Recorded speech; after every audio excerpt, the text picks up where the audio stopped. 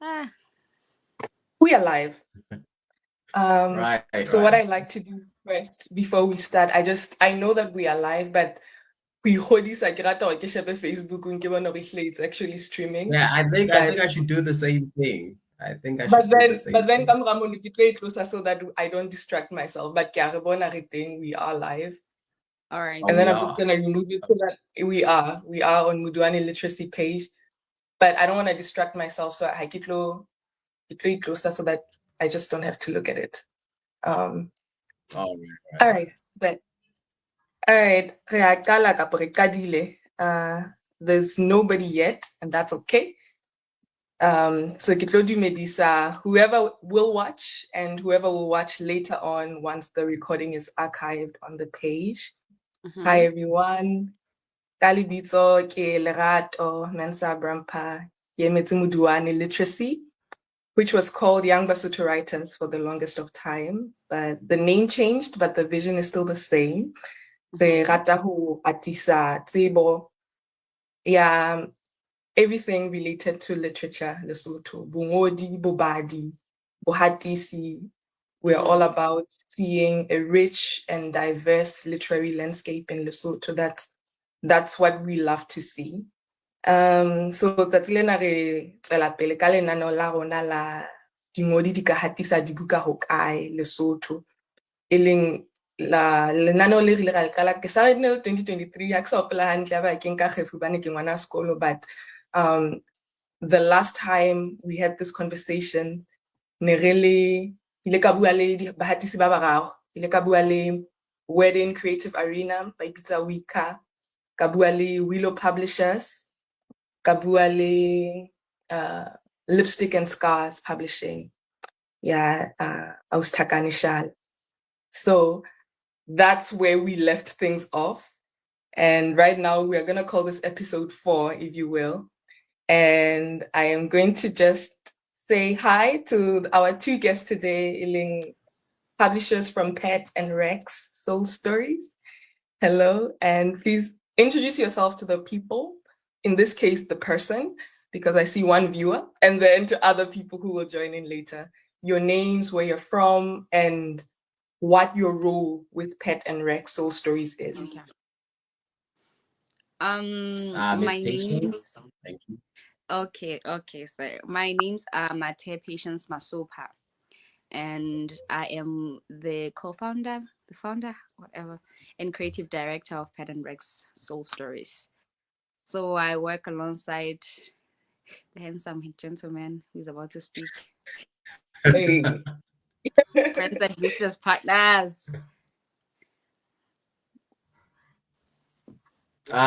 Is it my turn? Yep. It is your turn.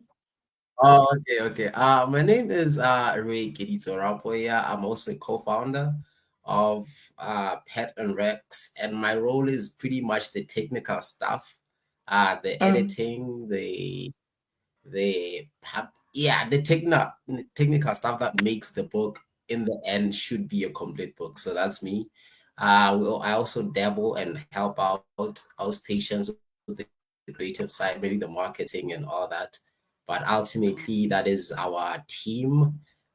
Yeah, that's pretty much it. Yay, I love that. We love a good partnership. It feels like you guys came together with like a shared vision to kind of bring this publishing company into life. So we love that. Before we get into knowing more about Pet and Rexel stories, I want to start us off with a question for the 3 of us. Ke rata o tseba hore na ntse le balang currently, Kapo, what book have you recently finished? I want us to just share with people what you've been reading, what you've been enjoying lately. Rex, You what can, are you currently reading? yeah. And if you have Okay. it close by, Lerbund. Should I start? Let me see. I Start. Okay, haven't it's seen right it here. yet, It's but I'm right trying here. to Okay. rummage. So I'm a fan of all. Let me. Oh, okay. I'm reading this. I don't know if it's very clear. This is H.P. Lovecraft. Tales Okay. of H.P. Lovecraft, right? So I'm a big fan of horror, and fantasy and everything that's not normal. because I feel like it balances out my life. These are all his short stories that he wrote, and he's called the father of um cosmic horror, right? Horror just refers to how human beings are helpless in the face of an unknown entity that we cannot do anything about in order to fight. So he's the writer of the Call of Cthulhu. I'm not sure if you guys are familiar with it, but this is where horror comes from this man. He was born in 1890. But yeah, that's about it. That's what I'm reading currently, and I'm currently reading a story called "The Rats in the Walls." So it's a bit scary because I don't like rats. So that's that's just But you me. love horror. That's the other thing. You love horror, so it's a good Oh thing for yeah, you. yeah, yeah. All day, every day, man. Wow. I am the opposite. I do not like horror. I'm like, the world is horrific as it is. I It don't is want to add, crazy. I don't want to intentionally add horror to my life. Like, but that's pretty dope. I'll check out that writer. I don't think I know them. What about you, Patience? Oh, I am currently reading The Mother of It. How did we get here? Yeah, Hanake, what's reading How Did We Get Here by Mpumi Ledoba. all right, all right. So I love Mpumi. I started following Mpumi when he was venturing into content creation. Also, she's a big Jesus girl. I'm a big Jesus girl. So I was just like, oh my god, I love this girl. She's literally living the life that I had presumed I'll be living, like getting married young, building with my husband, all of that. Mm, Being a big woman of God, writing, being married to a man of God. So I really like her. we So love I'm reading that. How Did We Get Here? And it's actually a very beautiful read. It's a good book. I've seen a lot of kind of friends of mine recommending it, so definitely worth checking out. Um, on my end, I've been reading this is Binti. It's an Mm-hmm. Afro-futuristic novel by this Nigerian American author Bitwang Nedi Okorafor. Really dope. Like it follows this character Yabitwang Binti, who is accepted into a university in outer space. So it Whoa. follows her oh, adventures. She's really cool. The way Angolanka thing is like it's very lovely. I love that she writes this like Afrofuturistic settings where like technology is super advanced. The worlds that she creates are so Mm-hmm. beautiful and interesting. So I've been locked in. It's mm. so good. All I right. really need I to love that. check it out. I'll say that again. I was like, I'm I love to I'm check it out. loving. Yeah, I'm loving the whole futuristic thing because I'm a really big fan of science fiction. You are. So I'm thinking I should definitely get my hands on it, honestly. I Please. think I'm more of the I don't know. I hope this comes out right. I think more of a practical person. I want to read, like I want to be in that space, be in your shoes. Now I don't want to imagine myself 10 years later, me married to a robot and just I don't know. I'm so idealistic. Like I want to read, you understand, like I want the practical stuff. I want to be here. I see. I get that. Yeah, I I really get want. that too. Yeah. I think Rick is just a big futuristic head with his short stories and stuff. I remember his short stories that always like that. Mhm. Yeah, and I would definitely Yeah, recommend the I'd author. rather Really. not So you be should. here, man. My head is in the clouds. I'd rather not be here. That's just where my inspiration comes from, I guess. Yeah. All right. No, thank you to both of you for sharing the books that you're reading. I want us to get straight into talking a little bit more now about Pet and Rex soul stories. So, Lebabedi, so you will decide hore na ke mang a batlang ho araba potso. I'll just kind of step back and let you, you know, do your thing. Mm. The first question is really the general good question of like, how did this all begin? Tell me the story of how Pet and Rex soul stories came to be. So our story is very crazy. Pat and Rex came after we had started working together. So I remember in 2023, I approached him and I was like, how about we start?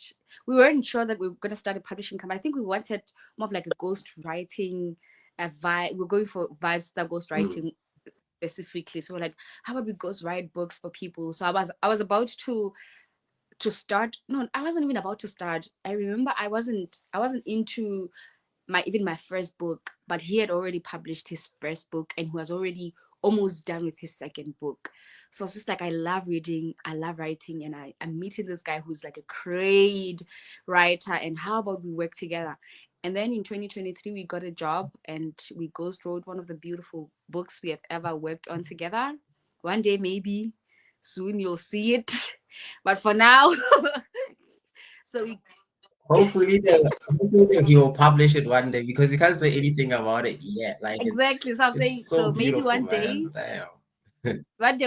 you guys will see it. But it was such a beautiful memoir that actually also made us really closely related to understand how our craft is, because to some certain degree, craft ya rona e ya one, but we would find a common ground on how we work together as partners. And then we wrote the book. When we're done with the book, I think the one thing that we weren't expecting is the owner of the book to be in love with the book like that. He loved every single bit of it. He was impressed. So that's when I saw, oh, ihle re powerhouse. Like, if we were to meet and work together, it would be great. Yeah, like we And can then do last something with it. Yeah. and then last year, Mm. in May, I published my first book, Passion and Devotion. And then I started approaching Rekeli hard because now I was having this nagging feeling for us to work together. And then we sort of like left it on the loop. We never really had a conversation, a serious conversation about it, until last year in September, I think. And then I Yeah, went to you saw like you suggested that. Yeah. yeah, but we never really had a Oh, conversation about. Nikiri, We the way left you it like, suggested it, we yeah. yeah. Mm. And then in September, I went to one of us had to go, obviously. I went to the STEAM boot camp. So those 2 weeks changed both our lives, because that's where Pet and Rag Soul Stories stemmed from. So it was one day I was just sitting and I was like, okay, we need to do this and we need to do it now. We've been having conversations about this thing for over a year, but we're supposed to do it now.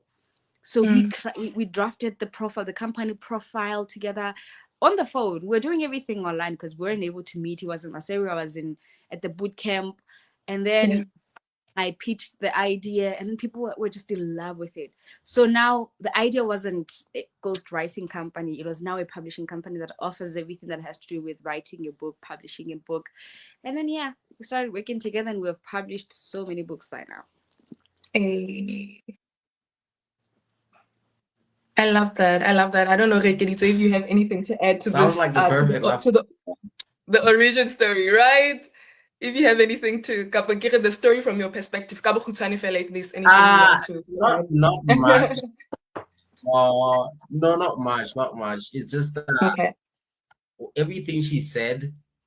I just realized I had thought of it a bit backwards. Like, I don't know why my memory was failing me like that. I realized what she said. I'm like, oh, that's how it happened. Okay, now I remember.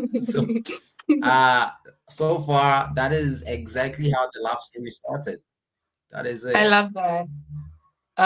Welcome to episode 1 of How I Met my publishing partner. Yep. All right.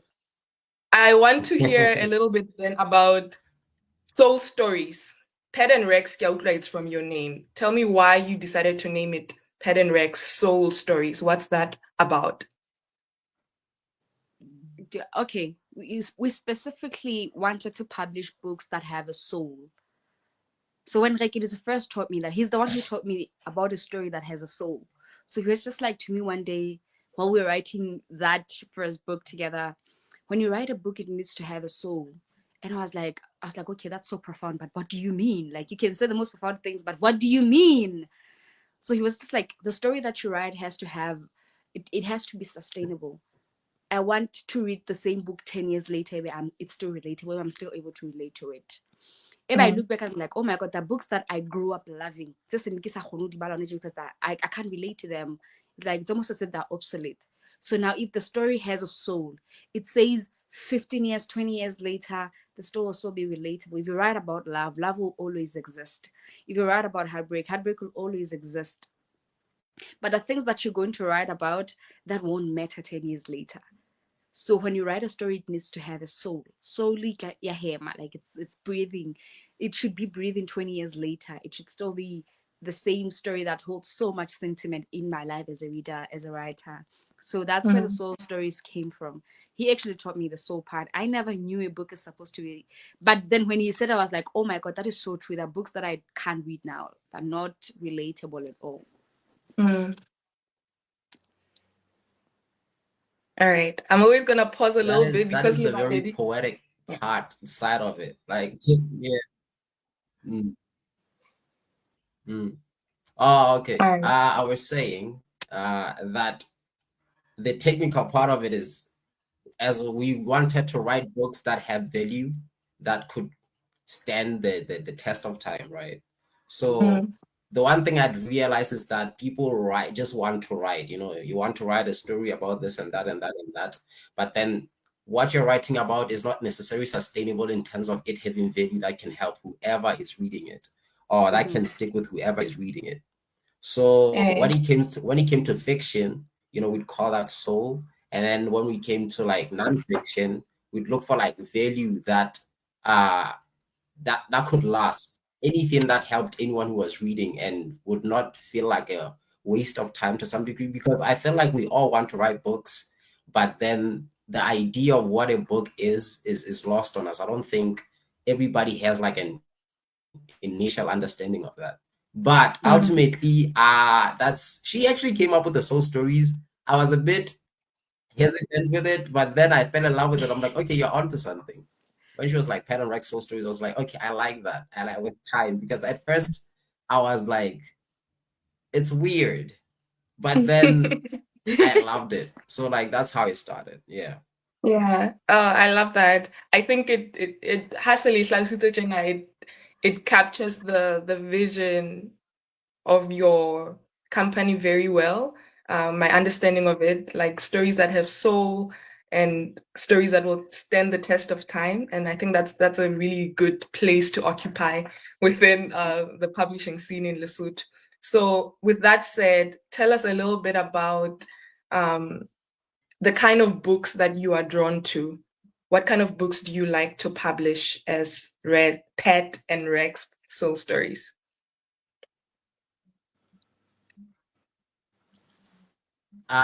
This is actually going to be a bit, I don't know how I'm gonna put this, but ideally, I love stories that are written with passion, because I'm both a lover of nonfiction. Perhaps me, I feel like my patience or like but ultimately, what we both like does contribute to the entirety of Pet and Rexo stories.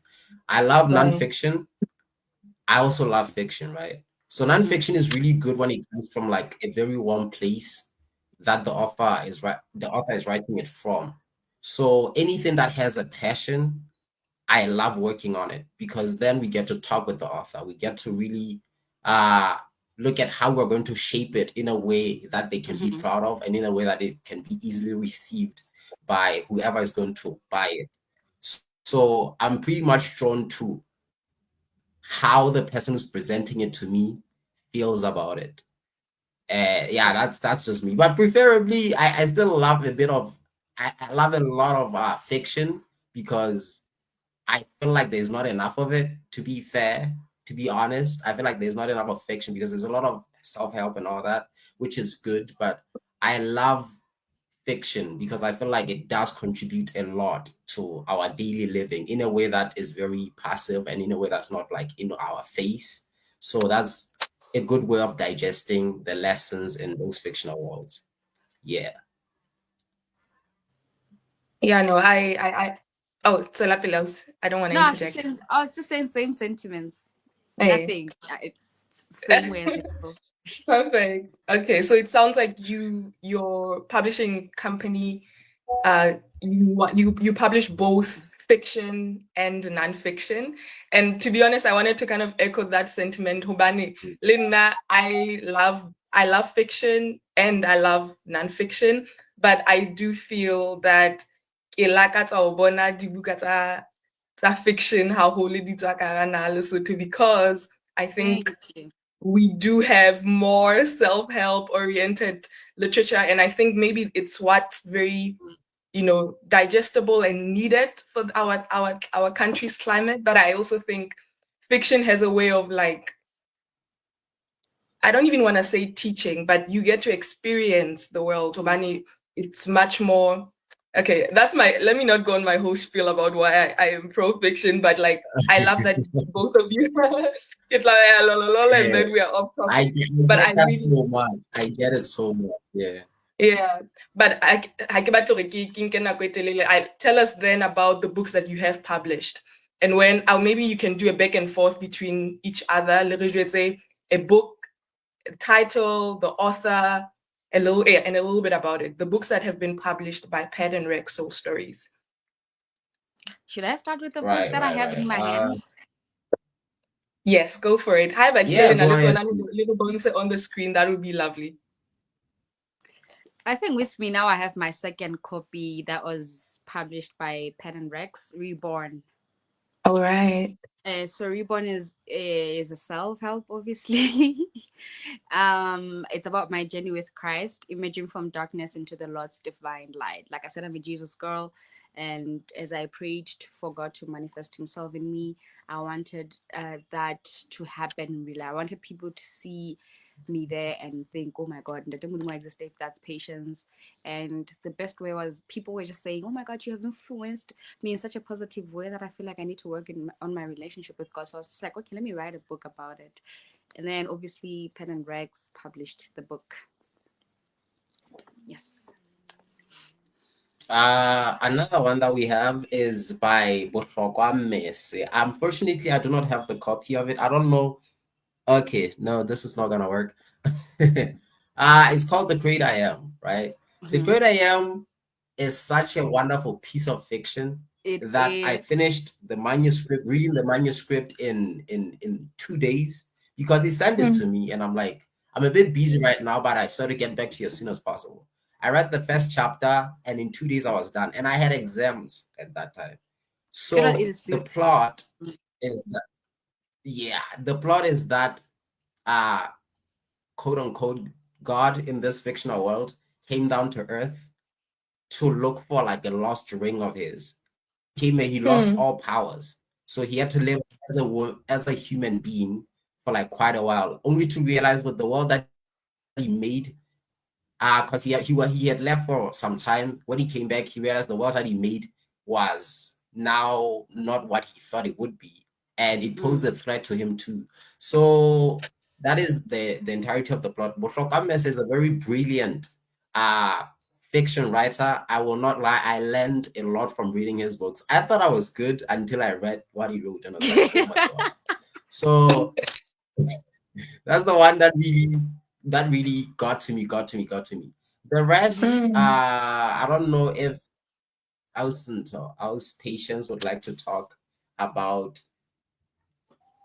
because there are some we haven't published yet, so I'm not really sure if we can comment on those. Apart from that, I have my own. Unfortunately, I do not have a copy of it. Yeah. I was saying I think we are allowed to talk about Itu's book. Itumelings. Okay. Yes. Okay, so Itumeling's book, right? We have a very wonderful female writer called Itumeling. She wrote a book. Her book is actually about, we're yet to publish it. Her book is about the struggles of going through relationships if you still haven't healed from your dad. What I could call trauma from, not maybe having a very functional family background, specifically with the relationship with your father, right? So the book delves into themes of growth, of reflection upon relationships, and how all of this are connected to the relationship that you had with your own father, and how it may have negatively impacted how you relate to men. So this is the first story, I think, the first book that we worked on, and it got to me in that manner where she was really passionate about the work, and we called back and forth trying to get it right. It Yeah. has some really sensitive information, of which that's why I wasn't really sure, so I'm not gonna get into those. But otherwise, that's the plot of it. It's a very beautiful, gut-wrenching, sensitive book, of It is so which I honestly cannot wait until it's published, because I feel like so many men and women are going to learn from it, because a lot of people don't really understand that the relationships that we have with our own parents have an everyday effect with the true. relationships that we have with our future partners, right? So unless we fix that, we can never really, fix our current relationships, because the way we Hmm. relate to our partners is the way we related to our parents in a way. So that's what the book is about. It has a lot of it's beautiful, man. It's beautiful. I Mhm. th- I think for me, I related so much to the book. There was a point I think I even talked to her and was Mm. like, dude, why does it feel like you were writing about me? Why does it feel like you know my business? Like I found the book so relatable, and I think I can't wait for other people to also read it so that they can relate to it, because it's such a beautiful book. I honestly can't wait, because we are going to publish it very soon, so I can't wait for it. And I All think right. the other book, which is the last book I think now, that we are both working on with Rekeditse, ish, this one is also going to take us a while to publish. So we are Yeah. Yes. we are both working on a book that's going to be co-authored by us, called Collateral Mm. Damage. Okay. So Collateral Damage is going to focus on, well, I can say my story. For me, it's going to focus more on the, as someone who has been abandoned by her mother when she was young, we are going to venture into that and try to help a lot of other young girls and boys out there who are going through what we went through, and who were able to sort through. So I think people just are always asking, "Oh, how did you make it in life if you never had like a biological mother holding your hand, pushing you through a lot of things?" And I'm like, people don't think you can still make it without that figure in your life, and you can make it. So we're trying to help and empower other people who are going through the same thing, or if we were able to go through it and get through it, says you can also get through it and achieve more than what we have achieved, and more than what we are Right. currently achieving. Okay. Yeah. No, it's So really. the entire Oh, theme, oh yeah.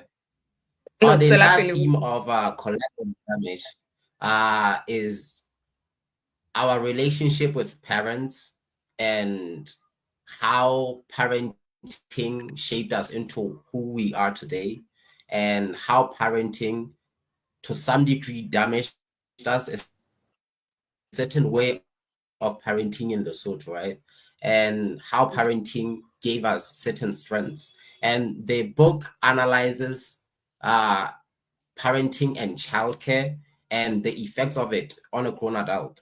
That way, we are looking for good parenting patterns, good parenting habits, and Mm-hmm. trying to some degree, suggest them based on actual study. That's why it's going to take such a long time.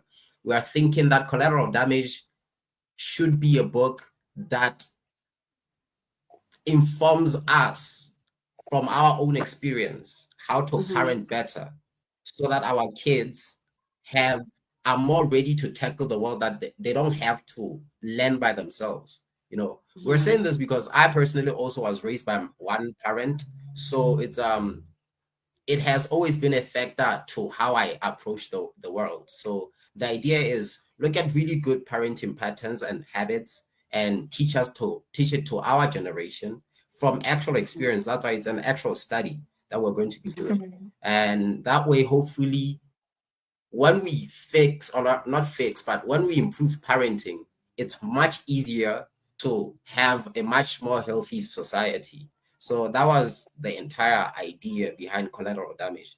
So it Eh, is, yeah, that's it. all right. No, thank you for giving us the overview of the books you've worked on and the books that are coming. I think something that stands out to me, Heike Limanitz, is how passionate you both are about the stories that you're putting out in the world.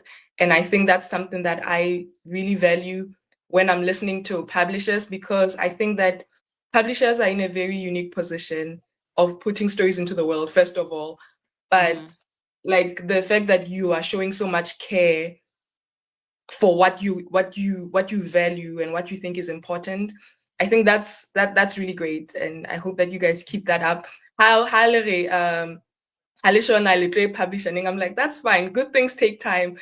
Like, take your time with the book so that when it's ready for us as the readers, it's like, you know, it's like ready for the readers, and so that's really great. And tswela pele hanyane ke batla re bue ka hore na methati ya ho hatisa le lona e eme jwang. Kore, let me say, ke lerato, ke sengodi, ke na le manuscript. Take us through, what does the publishing process look with Pet and Rex Soul Stories?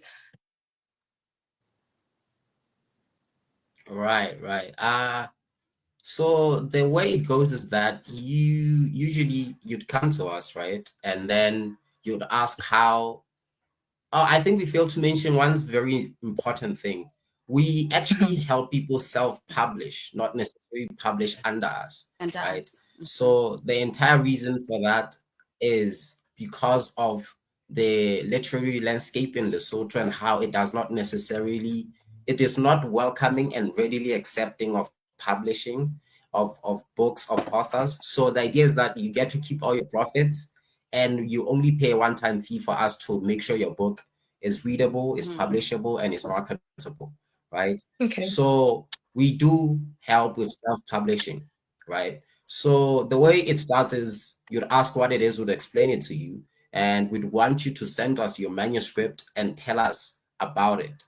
And when you tell us about it, we want it to be a very active conversation. It's not going to be text. We want to hear it from you before we read it, right? That way we can actually discern specifically why you wrote it and where your heart is, where your passion for it lies, so we can target that when we edit it. Because sometimes people have really interesting ideas, especially for like self-help, and the way they communicate it may be a bit off. So we're trying to edit it in a way that it's very specific. So yeah, it's that you ask what service we offer, you send the manuscript, and then after that we send you a non-disclosure agreement. We also send you an ISBN code acquisition letter so that we can get you an ISBN, and we also send like a contract which specifically defines how we're going to be working with you, and that shows you your rights and responsibilities, and which shows our role and your role, so that when we're done, everybody is satisfied. That's pretty much the technical stuff of it. Yeah. All right. I want to also say to the people who are watching, and I know, if you do have questions, please put them in the comments so that we, and by we, I mean Patience and Rekedit, will answer them. I think this is interesting. So you are saying you're drawing a distinction between being a traditional publisher versus being a publisher that supports authors who want to self-publish, right? That's a very unique model that you are using. And maybe Patience, you can answer this, or you, Rekedit.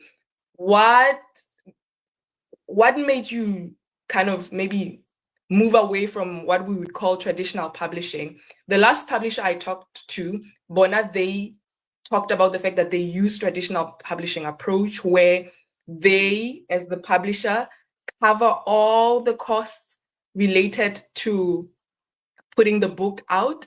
And then once the book is selling, they get a certain percentage of the money from sales. Merits to either approaches. When you're entering the business, you choose what model works for you. So, I think we lost Rekeditwe, but I'll keep a watch out. Just tell me a little bit about why you guys went for this particular model. I think more than anything, we wanted to help publishers in the or writers in the country to be independent. And the independence will come where we are just supporting you to publish your book, and then we can let you be so that you can sell your book however way you want, enjoy your profits, and also not limited to where specifically you can sell your book. So I think that also being independent for us was like, okay, if I am an independent publisher or I'm an independent writer who self-published under Pad and Rag Soul Stories, if I were to take my book to Ghana and sell it to Ghana, nobody's gonna ask me anything, nobody's gonna question my how I sell my book. I get to run it however way I want. I get to enjoy my profits however way I want, and I'm not limited to the contract that I signed with the publishers. So if this month I feel like I don't want to market the book because I'm busy with something, I'm not ready to sell this month, I can just chill and not sell. But when you're published under a publishing company, you are obliged to sell so that you can keep paying them a certain amount that you guys have both agreed on. So I think more than anything, we wanted to help the writers to be independent in that craft. To enjoy the profits, to sell their books however way they want. The comfortability also of just being a self-published author. All right. No. Thank you so much. I think I think I always say during this live sessions, as a writer, it is your responsibility to do your research about the publishers you want to work with. Like the writer should be aware of so you talked about the contract. What does it mean to publish independently under us? That's an interesting model, and I think like the writer needs to understand the scope of services that you give them and how much you will work with them. I think I'm also like trying to pay attention to time, but we still have just a little bit of time. I want us to, can you tell me a bit more about, wait, let me get my train of thought. So can you tell us the scope of services that you actually give for writers?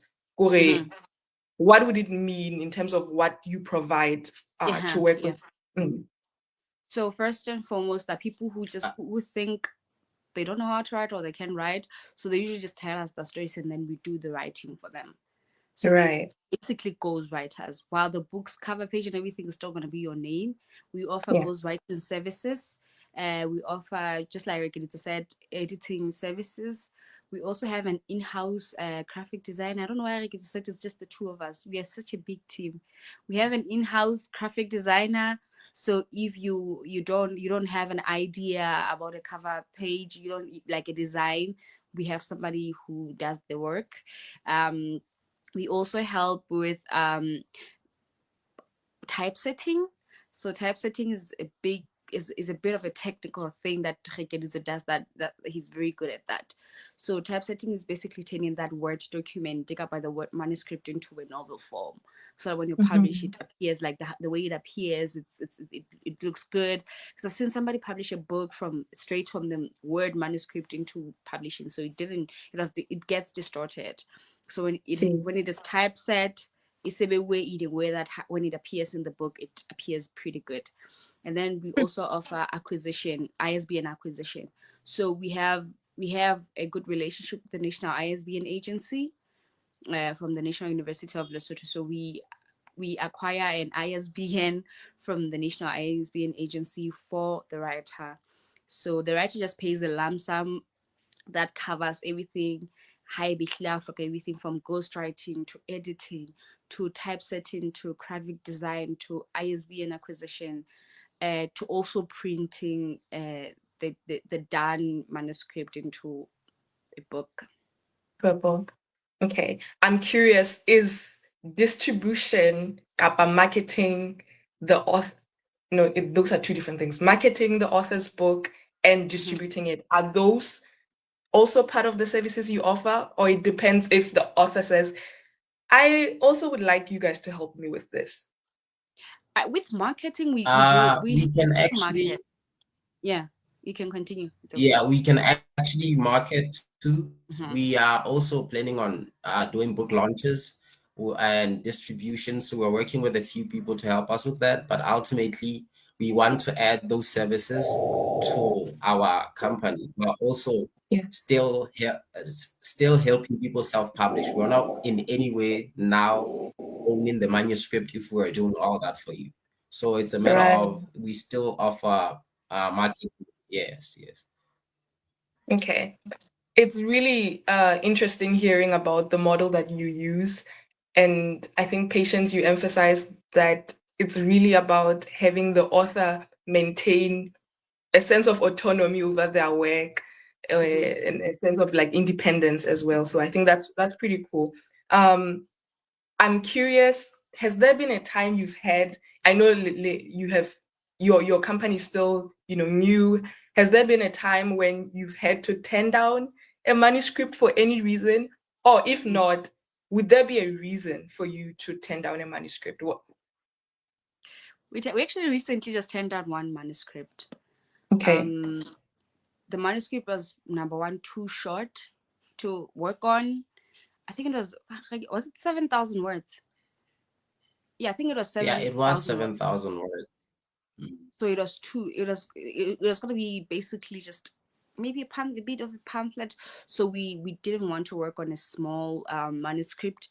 So we had to turn down the author to write more, and we told him he can give it back to us if it's about 30,000 words or more, so we can work on it. But if it's 7,000 words, then it's going to be a bit of a trouble for us. So just putting it out there that we don't know how to, not we don't know, but like we don't work on small manuscripts. So it would be a very good thing to get the manuscript. It's about and the whole. And that was the only manuscript. There are some number of pages. Yeah, the smaller they are, the harder they are to make a book. We can't even put a cover on it. It's basically just a flat. So I guess in a way, we are looking for something a bit bigger than that, because that way it's easier to scale it in a way that's both beneficial, or rather that's mutually beneficial, right? So when it's too small, it's a bit difficult to do that. Yeah, that makes sense. And I think, to be honest, another conversation that is worth having is also the idea of like publishing a piece of writing does not necessarily in today's age mean making it a hard copy. So it might mean that maybe that person was like, no, the 7,000 word is really all that I want to offer for this piece of work. And then in that case, maybe a digital approach to publishing might serve that work better than hard copy. So just like that idea of like, I mean, it's not anything. Usually we are now, when we talk about publishing, both on like, online platforms and both as hard copy. Okay, I appreciate all that you guys have shared about your work. Your works, the works that you're publishing. Just the more broad aspects of what the work that you guys do represent, reading and writing and literature and storytelling. So just kind of speaking about this concept more broadly. Post on your Facebook page. The title in when did reading become embarrassing or something like that. So I would like to hear about from both of you, one of you, what do you think, as it stands, the reading culture in Lesotho? What do you think it looks like? Where would you like it to be? Just like, what are your impressions or opinions about where we are right now in terms of like reading? Right. As things stand, I remember back in primary, there was more reading than I am seeing now. And what I've seen is that it's not even like Batu are no longer reading, right? I know I was surprised when I published my second book, my novel. I did not think there would be a clientele for it. It's just that people who read are not advertising it. They're not too loud about that. Reading in the corner, they're fine. They're buying books, reading fine. But that's what readers do, right? So unfortunately, on the internet, there's something I would like to believe is called anti-intellectualism, whereby when you speak of something that you learned or read or anything that makes people a bit uncomfortable in terms of anything new that you've read or anything that basically just education and learning. You can actually see this a lot in just speaking English, fela, in Bomotsing, you get shunned, you're now. So like, there is like a movement against just learning in particular, in general, right? So when it comes to reading novels and books and everything else, we have moved away from that. And I'd like to believe maybe it's because of social media. If the people get instant gratification from TikToks, from social media, from all of those, there's a lot of things that make reading a very patient skill to like Yeah. to be seen as something. Yeah, people listen to books now, right? I still believe we do need to read them, but like audiobooks are still fine. And from audiobooks, people watch TikToks, summarized TikToks of movies, of anything. So because of that, I believe that's why the reading culture is not really in our faces. It's not really celebrated. It's not really seen as as interesting or as interesting as other things. So the idea is that we want to show people that reading is still as good as it used to be. Maybe even better now because we have more readers, we have more creatives, all that. So I'd like to think of it as a medium of art as well. So I do think reading is cool.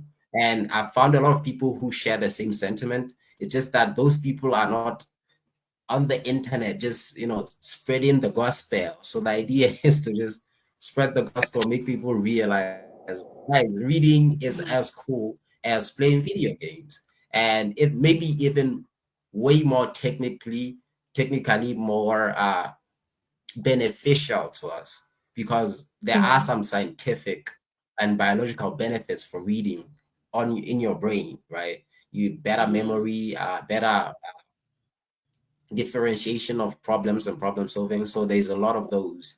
So yeah, I just think that the landscape is just maybe moving a bit too fast for reading culture to catch up. Maybe we just have to make an active effort for it to do that. Yeah. Yeah, I agree. I totally agree with that. I think we have to make an active effort. Tobani, everything about the pace of our culture says, what, how quick can I consume this content and get the gist of what it's about?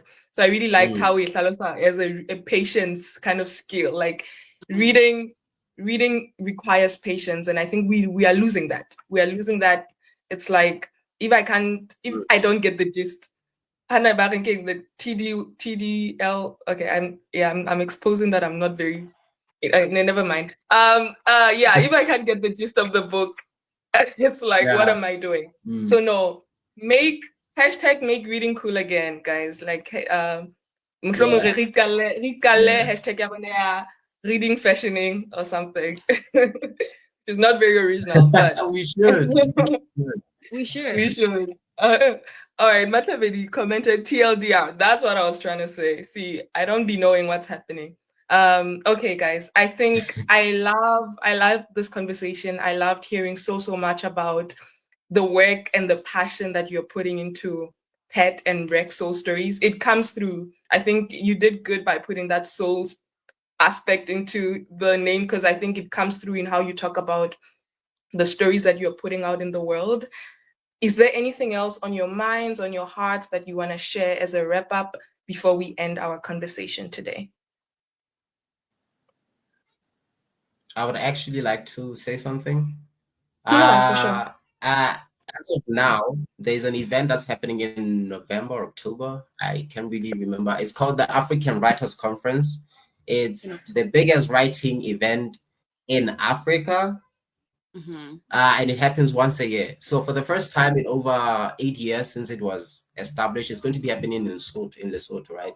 So I urge everybody to go to the Writer Space Lesotho page and check out that event. You'll see the details. It's an entire week event, so writers from all over Africa are going to be coming here to share that knowledge, to share resources, to pretty much even mentor or do anything. We're going to be talking about literature, all of that. So I think I feel like everybody who writes and reads, or anyone who has an interest in doing that, would benefit a lot from attending the African Writers Conference. It is being hosted by Writers Space Africa Lesotho for that week. I kind of forgot that I should have checked them.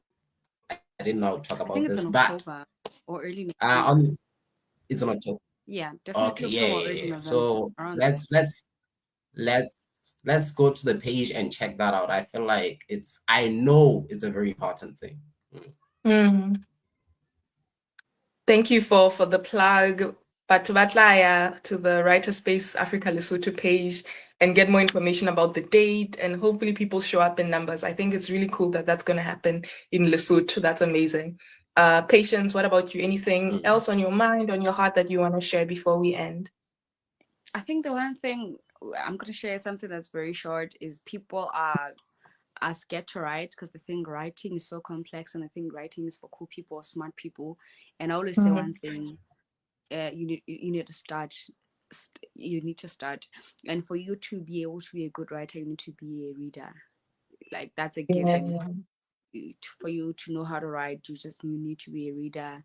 So go out there, read as many books as you can, venture, and we start small. Venture into journaling, start with journaling, and then eventually you will grow into being a perfect writer, and then you will get to write books, I don't know, one day, which would be very cool. So I just want people to start reading and writing more. We need more authors in this country. I feel like I want to say amen to that, because well said. Well said. I know what the yeah. Hashtag Singoli fashioning, hashtag Bobadi fashioning. We love it. All right. Both of you, Rekeditsa and Patience, thank you so much. I really enjoyed our conversation. I'm gonna end our live, but I really appreciate everybody that watched and everybody that will watch. The session should be archived on our Facebook page for a little while. And yeah, thank you so much. Have a good rest of your day to both of you. Bye. We're honored. Thank you very much. Take care. Of course. Thank you. Bye. Bye. All right, everyone. Thank you. I'm going to end this live.